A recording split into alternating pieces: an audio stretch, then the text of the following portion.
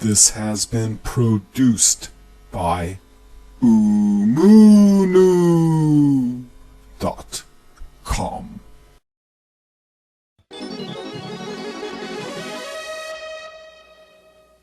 All right, sir, ma'am, Mr. Restricted, are you live today?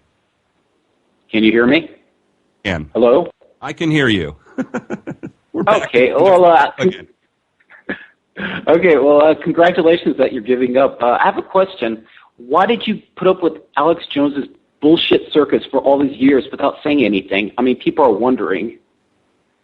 Did say something, obviously, and I said things behind the scenes because I didn't want to, I didn't want to sabotage anybody, and I didn't want to be looked at as somebody who was infighting or somebody who was jealous or, somebody who was ratting on their friends, that kind of a thing. And I'm a pretty loyal friend, so, you really got to do something horrible to my friends in order for me to finally say what I ended up saying. And I didn't say it all, by the way. There were a lot of things I held back on, believe it or not. But, yeah, there were some egregious offenses, and I just thought maybe I didn't know, how things worked, and you know how it is when you're caught in the middle of a hurricane sometimes. It's just, there's the calm in the eye of the storm, and you can't really feel the wind. And it wasn't until he blackballed me and did a lot of things to my friends and Deborah Medina, which has really set me off, man. And that's when I realized that this is somebody who literally needs to be stopped, so.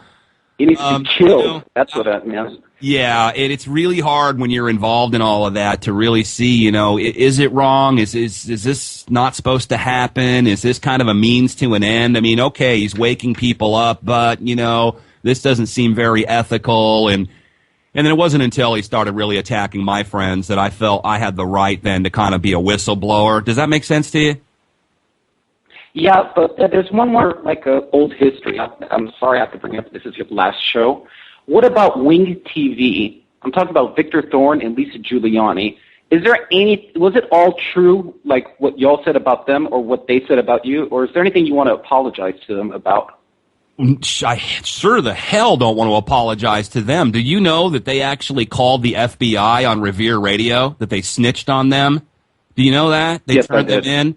These are the kind of people we were dealing with. They were stalkers and publicity seekers, and there wasn't really a word of truth to anything they said. They bent the truth, and they got one side of the truth. And I actually get this. I tried to write a letter, and I tried to, set the record straight, and they kept saying, we demand answers, and I would send them these letters. They would never print them.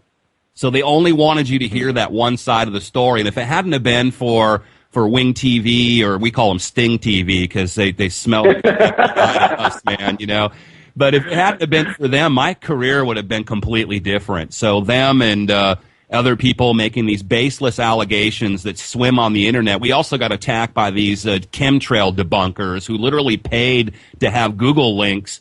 I think the Shame of Jack Blood was one of them. And this was up for years. And they paid to have that up there and be at the top ranks. And whenever you Googled me, you got to see that. And it was their take on how I'm a loony chemtrail believer. And I don't know if you believe in that or not, but I took them guys on the evidence. And, during that time, I was living in a third-story apartment building in Round Rock, Texas. And somebody, I don't know if it was them or whoever, but somebody set my house on fire. And I had to climb 3 stories around the building to get my kid and my wife out of there and put that fire out. So we had a lot of weird things happening around that time, and there are just some really spooky, weird people. Now, Victor Thorne, who I know works at American Free Press now and has some credibility, was always very suspicious to me and I never went out with this. You know what? If you look at how this stuff went down with me, dude, I took the high road. I never fought back, generally. I tried to set the record straight with these people. They never called me for a comment like a real reporter would do. They never let me tell my side of the story. So that's what it is, man. And one of the things they said that we did was we sold brokered time on the radio.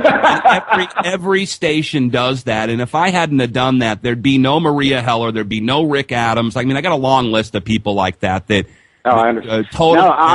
From our free speech.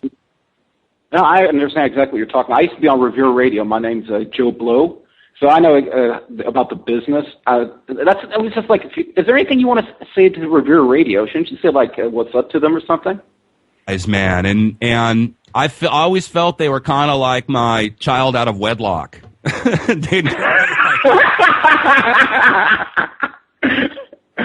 Well, I gotta tell you, Jack Blood, I was gonna be like kind of mean, prank call, but I gotta tell you, you're a really classy guy, and I'm gonna congratulate you for all the good work you've done. And Waldo or Humbug from cybersapes.net loves your show. He's really fucking sad. Bye bye, man. Have a good time. Checking in, and we do have we're not going to have an announcement today, but we have a combination of things going